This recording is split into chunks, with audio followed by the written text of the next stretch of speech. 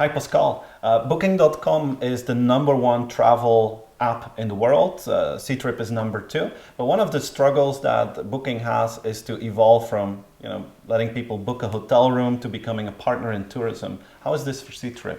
Well, that's the strength of Ctrip, and that's always what they've been very, very good at from the beginning. And that's also because the Chinese market is so demanding. I mean, trains, buses, any kind of tours they want to offer. But it's also about helping these tourists with Wi-Fi, with visas, with tax redemption. So Ctrip has built this super app. And I think that's really the value, and Booking could learn something from it, I believe. But let's look at the details there.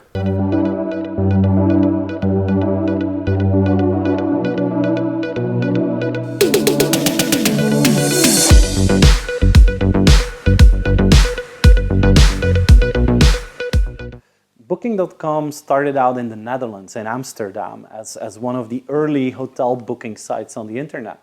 And pretty early on, they sold themselves to Priceline, a US-based travel group.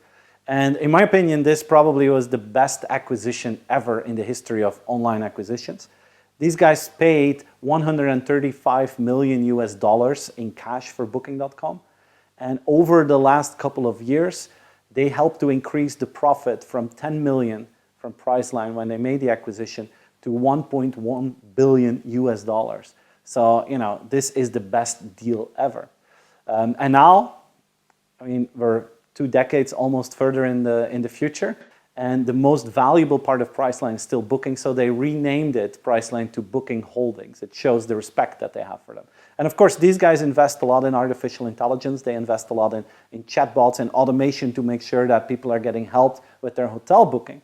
But what I really value about Booking.com is that these guys still invest a lot in the human relationship as well. We see them as a digital-only player.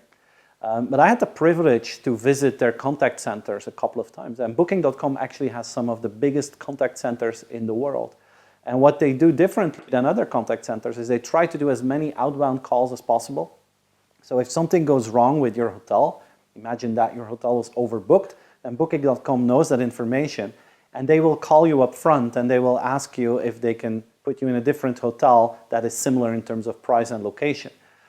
But the fact that they call you to solve that, most of the time that means that your problem is being solved before you even knew that there was a problem. And it raises the level of trust that people have with Booking.com.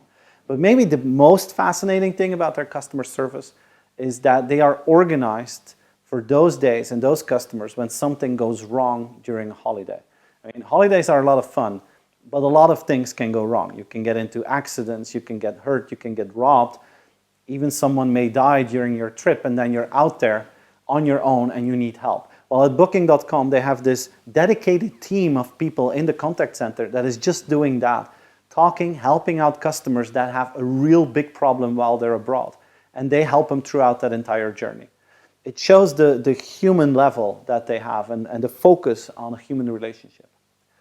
Now, a few of the challenges that these guys have. Of course, COVID hit them really, really hard. Their revenue just dropped like crazy because we couldn't travel anymore. But I think they're going to come back for that. That's a temporary thing. More structural for them are new competitors. Take Airbnb. That brings a completely new way of traveling to the market. But also hotels themselves. Take citizenM. citizenM already has a different kind of approach in their hotels.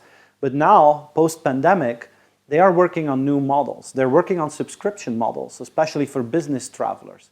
What they want to do is let a business traveler or a company pay a monthly fee, and then for that fee, you have access to a number of hotel rooms, you have access to their lounges, you get a lot of benefits, and it's a fixed price. It doesn't matter if you're going to stay with them on New Year's Eve or on the 2nd of January, it's going to be the same price. Doesn't matter if there's a big show in town, it's always the same price.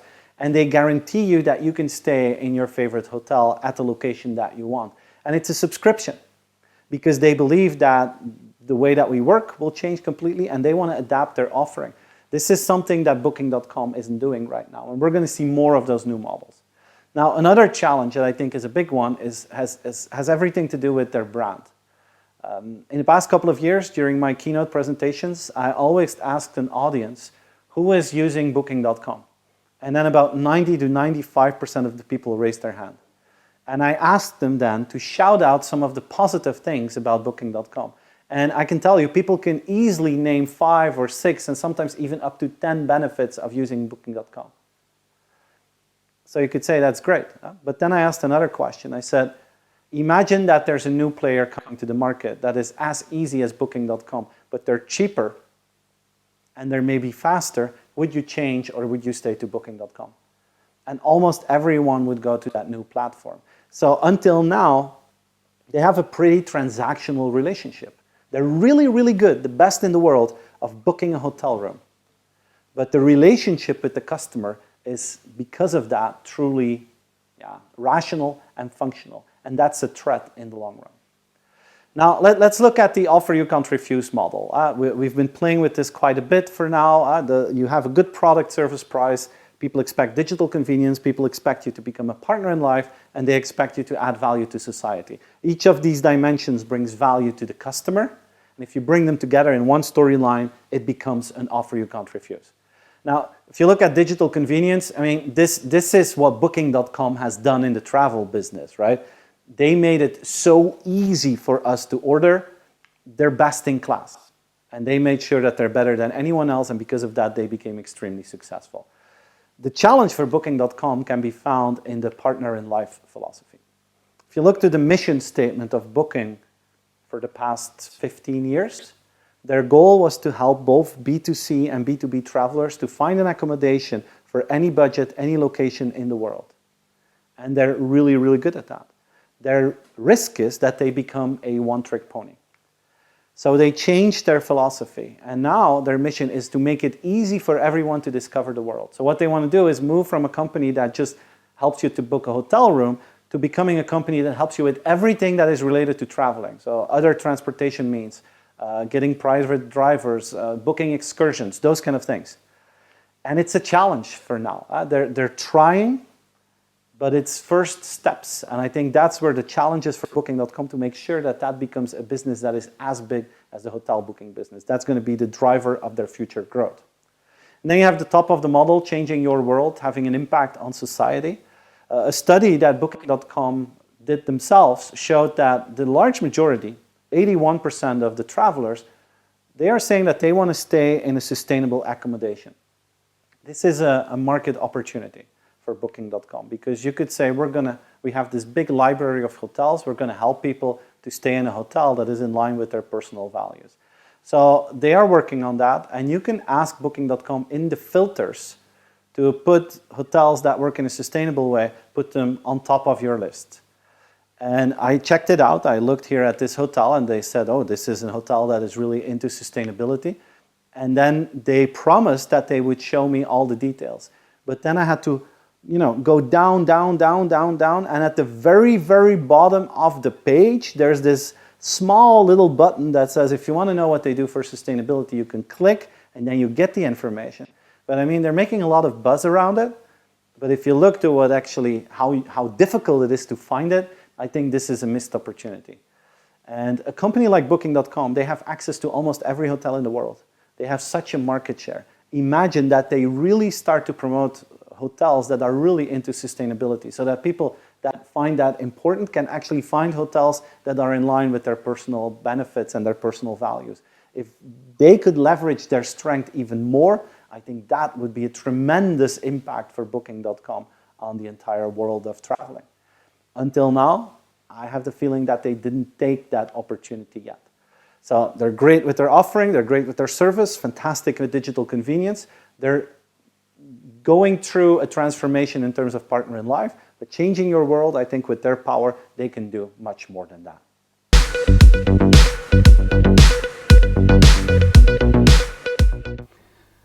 Ctrip is a travel agency, an online travel agency, the #2 in the world, and of course the #1 in China. And they also have Trip.com, which is what they do outside China. And this company started in 1999. And I remember vividly when I was in China in 1999, that wherever you went to travel, whether you went in a train station or an airport, what you saw is that there was always people of Ctrip around you trying to give you these loyalty cards. And it was very difficult to say no. So in the end, you just said, okay, give me that loyalty card. And you went home and you had like 20 loyalty cards of Ctrip. But the interesting thing was that at one point you say, oh, I need to book a train, I need to book an airplane. And so you took that loyalty card because you could get some discounts with your first purchases. And so everybody in China got to know Ctrip by them doing the hard work of going to every station and every traveler and giving them these cards. Now in 2003 they went public. It's one of the first companies that went public on the NASDAQ in the US.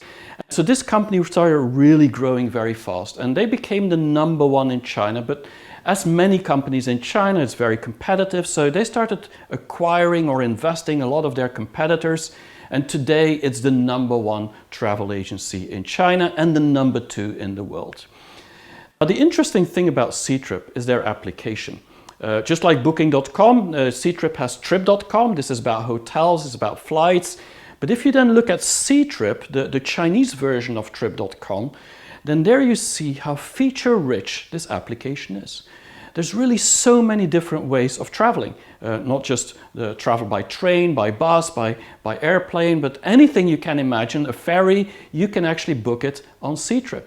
But then it's also the way that you travel. There's group packages, there's expensive travel, cheap travel, there's travel on 1, 2, 3 people, whatever you can think of, they have these packages that is really cool. And it's so feature rich. Now you see that often with applications in China that they just put so many applications or features into one app because they feel that there's always someone out there that might be interested in it.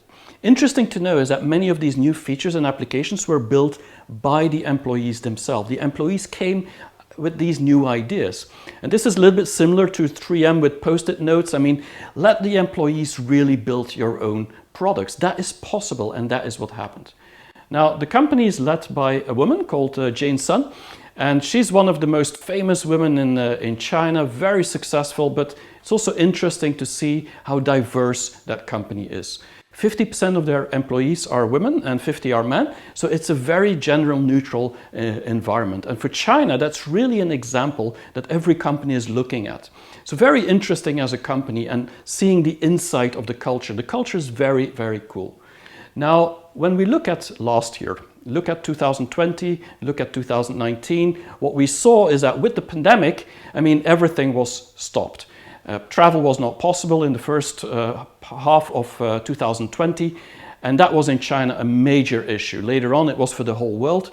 But by the summer, most of the Chinese were traveling again. And so the pandemic was kind of over in China, which meant that the travel agency like Ctrip could grow in that environment where everybody else in the world were actually stuck. Of course, Trip.com didn't earn much money during that period, but in China, it was actually possible, much to do with the health QR codes that were available back then.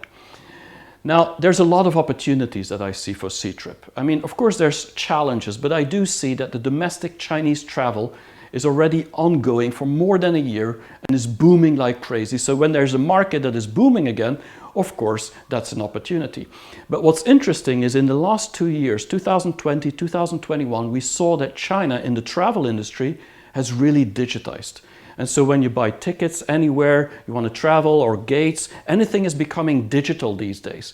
And so that really facilitates and put China on the map as being a leader in innovation and digitization when it comes to travel. Of course, the global environment where travel was not allowed or not possible for more than a year has left a lot of impression on this industry.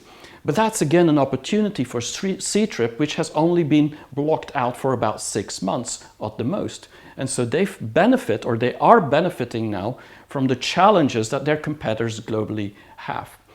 But it's also interesting to look at the diversification that Ctrip has. They have all kinds of tours. And one of the tours I really like about Ctrip is an around the world tour in 80 days for $80,000. It's very expensive, but Chinese are buying it with the dozens, with the hundreds actually, because it's so unique, this experience. And this is something that they think about constantly as how can we make the experience more unique, more personal, and very much diversified to certain target groups that they're looking at. Now, if we look at the challenges, I think every travel company these days is challenged. The pandemic has left a big problem for this whole industry. Planes were grounded, trains weren't full. I mean, it was a big, big issue. But Ctrip somehow figured out how to deal with it, but it still have left a big problem for this company. Now, if you look at the other challenges that China have, and this is for every tech company in China, but Ctrip as well, because they're dealing with so much data, is the regulation of the government. Beijing not wanting monopolies, not wanting to actually not take care of the data or privacy of consumers, and there's a lot of private information on Ctrip. So they're getting scrutinized, and so they need to fix this problem. And while they had an advantage on the global side, they actually now have to fix this problem on the local national side. And even in China now, you see a lot of domestic competitors popping up. Specifically, every platform, every ecosystem, whether it's Alibaba, Tencent, you look at Meituan, you look at Pinduoduo, everybody's thinking of, we can add travel to our portfolio. And so there are becoming many more competitors inside China. And that's a challenge. And then they're also public, but now there's a talk of delisting from the US. It's a lesser challenge, but at the same time, this data that can go freely cross-border from China to the rest of the world is a problem both for a company like Didi, but also a company like Ctrip, because travel is all about going cross-border when you go to another country.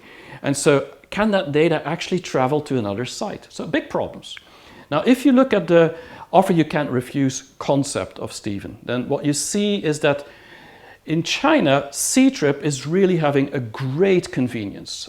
Instant services on their customer service. I love the customer service centers of Ctrip. If you call them, they pick up the phone on average in 20 seconds. I mean, if I call my bank in Belgium, I guarantee you within 2 minutes, I don't have a person on the phone.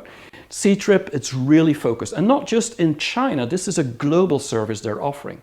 While we in the West, very often we outsourced customer service a long time ago, 10 years ago, 5 years ago. Now, it's very different because people understand the value. But Chinese and Ctrip have always understood that. Of course, there's super app like WeChat, but in this case, Ctrip is very useful. It's top convenience, not just for booking planes and flights and flights and trains and so on, but it's also about all the details and the small things you need. One of the cool things is it's fun to buy things on Ctrip.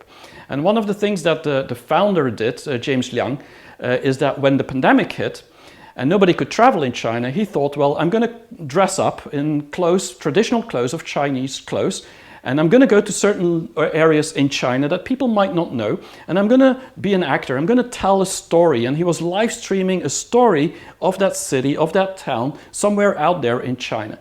Once the lockdowns were over, everybody was traveling to these areas that he was live streaming as an actor. Imagine the CEO of a company becoming an actor and trying to dress up and dressing up in all these clothes. It's just funny and it's an experience, but people loved it. The result of it is that Ctrip almost did not have to lay off any people. There was no layoffs at Ctrip, while other travel agencies laid off a lot of people. And then there's the optionality, and I like that at Ctrip. When I book products at Ctrip, the nice thing is that they give you a list of options. You book this hotel, do you want to be able to cancel within 1 day, 1 week, what do you want? You can have so many options, and that's really cool. Now, from a partner in life perspective, they're really a friction solver. And this is about helping people who travel for small things, because when you travel, the problem is often a hotel is overbooked, or maybe your visa is something you need, or a tax rebate, or you need something that maybe the travel agency didn't think about. Well, Ctrip really makes a point to think about everything and helping people to resolve these problems. But they're also helping the hotels and helping the bed and breakfasts, the hostels, because they have so many places to stay. They're helping them to improve and adapt to the cultural sensitivity, specifically of Chinese customers. Having a water boiler or tea ready, that's important. And so they will tell these partners what to do. For users, for consumers, for travelers, it's all about giving these checklists. And that's really cool. When I travel to a certain place, it's nice that they would give you the checklist that you think about. Maybe an adapter for a certain country. People don't think about it. And then you arrive there and then you need to buy one at the airport. Well, Ctrip will tell you that in advance. Do this, do that, do that. And they're very transparent in their pricing as well. This is really something very high on their agenda of priorities. They really want to make sure that there's no hidden agenda, no hidden prices behind the things that they're offering. And that has created the loyalty that customers give them.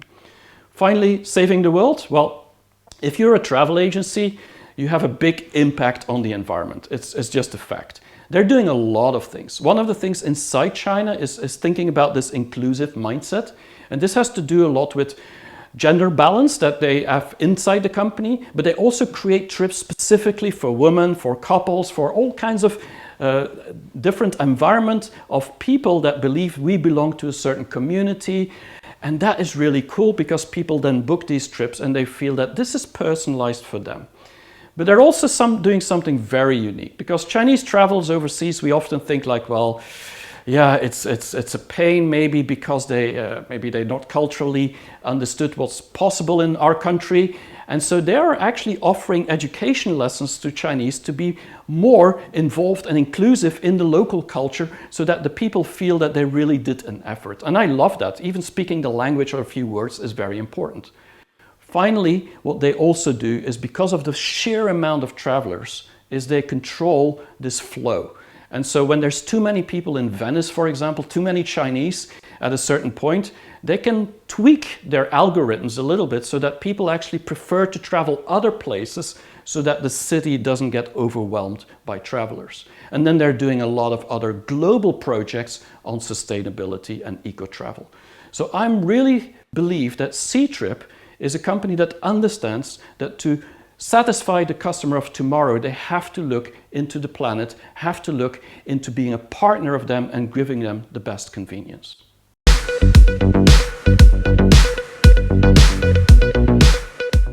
Well, if I listen to what you said about Booking.com, for me, there's a lot of similarities. And it's amazing to see how these companies are so similar in a way. Customer service, they really want to make sure that they understand what's happening in the world.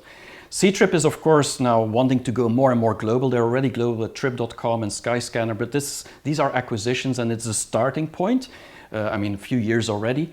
But they want to compete globally now, and not just Chinese travelers. They want to go to global travelers. So maybe Booking.com still has an edge there.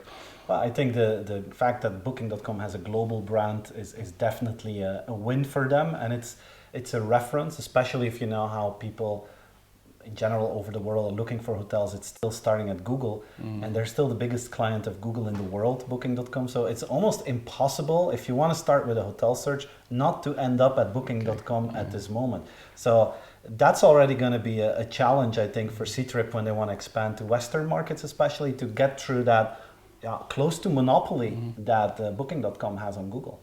Yeah, I think this very clearly says that we'll see how the future looks like, but both companies seem to be well positioned to be the leader and stay the leader in travel. Hope you liked it. See you next week for another episode. See you next week, and don't forget to subscribe to our channels.